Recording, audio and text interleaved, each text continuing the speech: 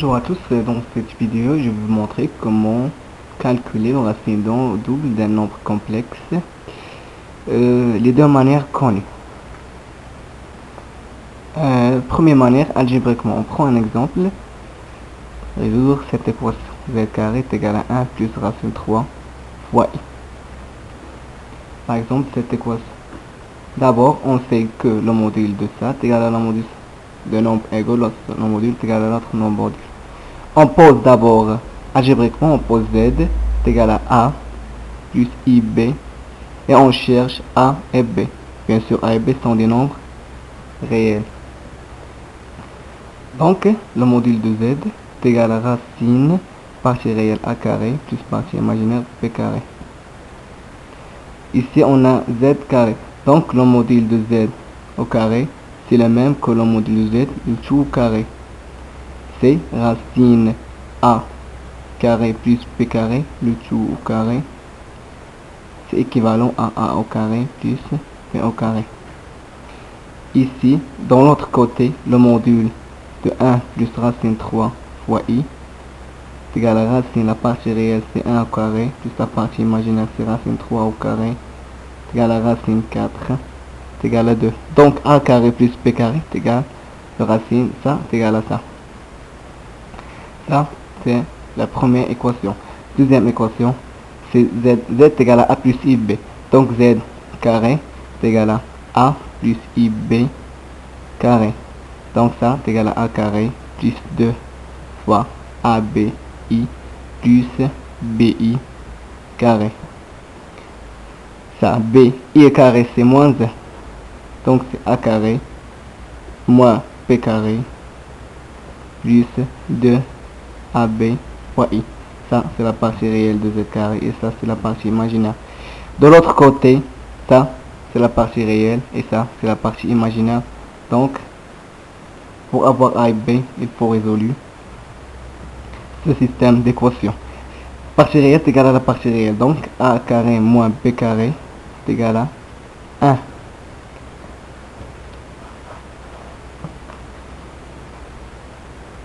Et de AB, la partie imaginaire est égale à la partie imaginaire est égale à racine 3.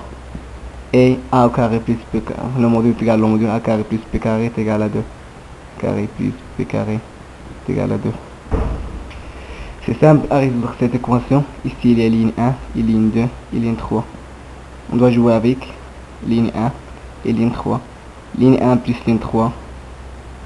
Ligne 1 plus ligne 3. Ça nous donne a carré plus a carré c'est 2 a carré moins b carré plus b carré, ça c'est nul. A plus 2 c'est 3. Donc ici a est égal à plus ou moins racine de 3 sur 2. Ici on fait ligne 1 moins ligne 3, ça moins ça, a carré va disparaître, moins b carré c'est moins 2 b carré, de l'autre côté 1 moins 2 c'est moins 1. Donc b est égal à plus ou moins racine de 1 sur 2. Donc on a trouvé a et b. A fois b bien sûr, 2a fois b est égal à racine 3. Si on fait 2a fois b, on va trouver racine 3. Donc les solutions de cette équation sont z. Bien sûr que z carré, les solutions sont z et moins z. Donc z1 est égal à les solutions. Z1 est égal à soit plus, soit moins. Le plus dans les deux cas ou le moins dans les deux cas. Soit racine 3 sur 2 plus racine 1 sur 2 fois i. Et l'autre solution c'est moins z1. Deuxième manière, là, exponentiellement, z carré est égal à 1 plus racine 3 fois i. On doit faire, on a z exponentiellement est égal à le module de z, on le nomme r, r c'est le module de z, fois exponentielle i, θ, θ c'est l'argument. Et de l'autre côté, on a 1 plus racine 3 fois i. On fait ta forme exponentielle. On fait le module bien sûr. Racine, ça je le mets dans la première vidéo. Racine 1 à partir réelle plus à partir imaginaire, c'est racine 4, c'est 2. Et on a cosinus θ est égal à la partie réelle 1 sur le module. Et sinus θ est égal à la partie imaginaire sur le module, racine 3 sur 2. Et si on sort de cette équation, on trouve que θ est égal à P sur 6.